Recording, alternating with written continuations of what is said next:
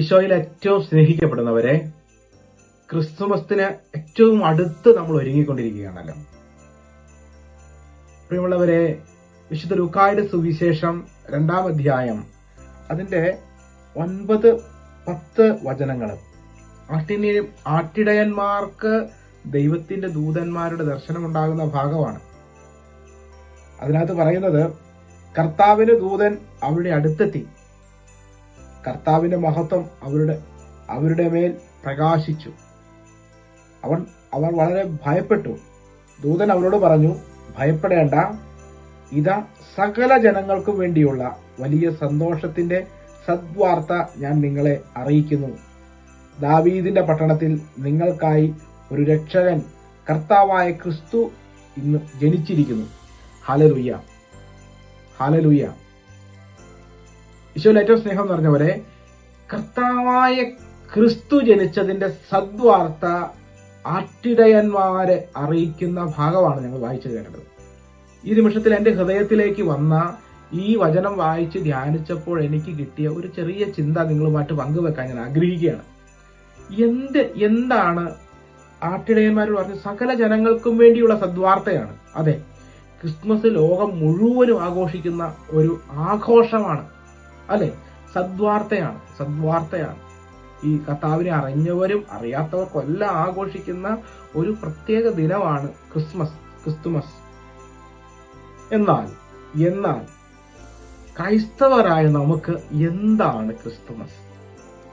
എന്റെ ഹൃദയത്തിലേക്ക് ക്രിസ്തുമസ് എന്ന് പറയുമ്പോൾ എന്റെ ഹൃദയത്തിലേക്ക് കടന്നു വരുന്നത് എന്താണ് എന്നുള്ളൊരു പ്രധാനപ്പെട്ട ചോദ്യത്തിന് ഉത്തരം പറയാൻ നമ്മൾ എല്ലാവരും ബാധ്യസ്ഥരാണ്. പ്രിയപ്പെട്ടവരെ, ഞാനിങ്ങനെ ധ്യാനിച്ചു, എന്താണ് എനിക്ക് ക്രിസ്മസ്? 25 ദിവസത്തെ ആഘോഷം, 25ാമത്തെ നോമ്പിന്റെ ഒരു വീഴല് ആഘോഷമാണോ ക്രിസ്മസ്? ഈ കാലഘട്ടം നേരിടുന്ന ഏറ്റവും വലിയൊരു പ്രധാനപ്പെട്ട ഒരു ചോദ്യമാണിത്. ഈ കാലഘട്ടത്തിൽ ക്രിസ്തുമസ് എന്ന് പറയുന്നത് വാണിജ്യവൽക്കരിക്കപ്പെട്ട ഒരു ഫെസ്റ്റിവൽ ആണെന്ന് നിങ്ങൾക്കറിയാമല്ലോ. ക്രിസ്തു ഇല്ലാത്ത ക്രിസ്തുമസിലേക്ക് നമ്മൾ അടുത്ത് ചെന്നുകൊണ്ടിരിക്കുകയാണ്. ഈ കാലഘട്ടത്തിന്റെ ഒരു അപകടം എന്ന് ഞാൻ വിചാരിക്കുന്ന ഒരു കാര്യം ഇതാണ്. ക്രിസ്തുവിനെ ഒഴിവാക്കിക്കൊണ്ടുള്ള ഒരു ക്രിസ്തുമസ് ബോധപൂർവം ആരൊക്കെയോ പ്ലാൻ ചെയ്ത് ചെയ്യുന്നത് പോലെ എനിക്ക് തോന്നാറുണ്ട്. പ്രിയപ്പെട്ടവരെ, നമ്മുടെ പുറത്തോട്ടൊക്കെ ഇറങ്ങി നോക്കിയാൽ മതി. കടകളിലും നമ്മളെ ക്രിസ്തുമസുമായിട്ട് ബന്ധപ്പെട്ട ഏത് മേഖലയിലും കടന്നു ചെന്നാൽ അവിടെയൊന്നും ക്രിസ്തുവിന്റെ സാന്നിധ്യം ബോധപൂർവം ഒഴിവാക്കുന്നത് പോലെ എനിക്ക് തോന്നുന്നു.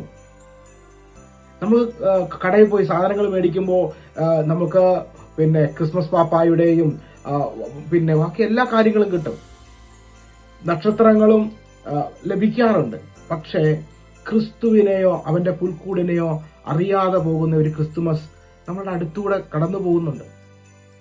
നമ്മളപ്പോൾ കൂടുതൽ ആഴത്തിൽ ചിന്തിക്കണം, എന്താണ് എനിക്ക് ക്രിസ്മസ്? അതൊരു ആഘോഷമായി മാറുകയാണോ? എളുപ്പമാണ് പ്രിയപ്പെട്ടവരെ. കർത്താവായ ഈശോ ശ്ലീഹന്മാരോട് ചോദിച്ചു, ഞാൻ ആരെന്നാണ് ജനങ്ങൾ പറയുന്നത്?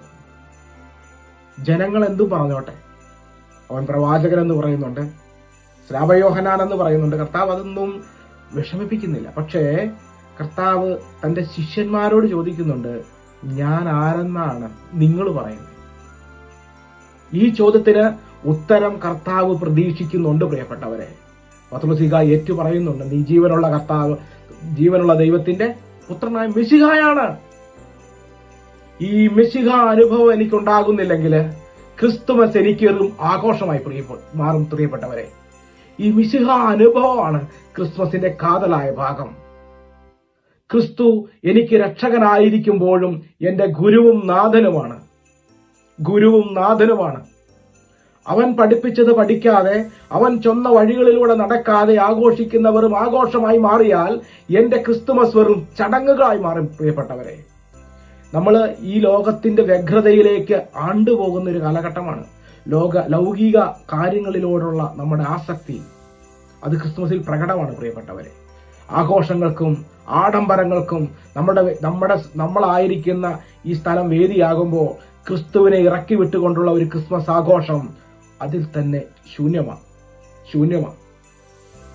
നമ്മൾ കൂടുതൽ ധ്യാനിക്കണം, ക്രിസ്മസ് എനിക്ക് എന്താണ് ഞാൻ കർത്താവ് എന്നിൽ നിന്ന് എന്താണ് ആഗ്രഹിക്കുന്നത്? അവൻ നൽകിയ കൽപ്പനകൾ അനുസരിക്കാനുള്ള ഒരു ബാധ്യതയുണ്ട്. ഏറ്റവും എളുപ്പത്തിൽ നമുക്ക് ഇങ്ങനെ ധ്യാനിക്കാം. ഏറ്റവും എളുപ്പത്തിൽ കഴിഞ്ഞ വർഷത്തെ ഇതുപോലെയാണോ ഈ കൊല്ലം പുൽക്കൂടിനരികെ ഞാൻ നിൽക്കുന്നത്? കഴിഞ്ഞ വർഷത്തെ ഇതുപോലെയാണോ പുൽക്കൂടിനരികെ ഞാൻ നിൽക്കുന്നത്? ഹൃദയത്തില് സന്തോഷമുണ്ടോ? അവരനോടുള്ള എന്റെ സ്നേഹം, എന്റെ കാഴ്ചപ്പാട് എത്രയെങ്കിലും വർദ്ധിച്ചിട്ടുണ്ടോ? ഓരോ ബലിയർപ്പണത്തിലേക്കും ഞാൻ കടന്നു ചെല്ലുമ്പോൾ, ഈ വർഷത്തെ ക്രിസ്മസ് ആഘോഷത്തിന്റെ തിരുപ്പിറവിയുടെ ശുശ്രൂഷയിലേക്ക്, സഭയിലേക്ക് കടന്നു ചെല്ലുമ്പോൾ, ബലിപീഠത്തെ സമീപിക്കുമ്പോൾ എന്റെ ഹൃദയത്തിലുണ്ടായ മാനസാന്തരത്തെക്കുറിച്ച് നമ്മൾ ഏറെ ആഴത്തിൽ ധ്യാനിക്കണം പ്രിയപ്പെട്ടവരെ. ഈ ആഴമായ മാറ്റമാണ്, ആഴമാറിയ ചിന്തയും മാറ്റവും മാനസാന്തരമാണ് ക്രിസ്തുമസിന് ഈശോയ്ക്ക് നൽകുന്ന ഏറ്റവും നല്ല സമ്മാനം. ഈ ഒരു സമ്മാനം നമുക്ക് കൊടുക്കാം പ്രിയപ്പെട്ടവരെ. നമുക്ക് നമ്മളെ തന്നെ ഒന്ന് ആത്മചോദന ചെയ്യാം.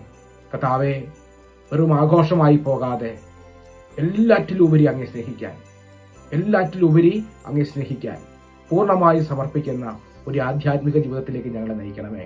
ഈശോയുടെ ഈ ക്രിസ്തുമസ് നമുക്ക് സ്നേഹത്തിന്റെ ഒരു ക്രിസ്മസ് ആയി വരാം, സ്നേഹത്തിന്റെ ഒരു ക്രിസ്തുമസ് ആക്കി മാറ്റാം. ദൈവം നമ്മെ സമൃദ്ധമായി അനുഗ്രഹിക്കട്ടെ. ഹല്ലേലൂയ. ആമേൻ.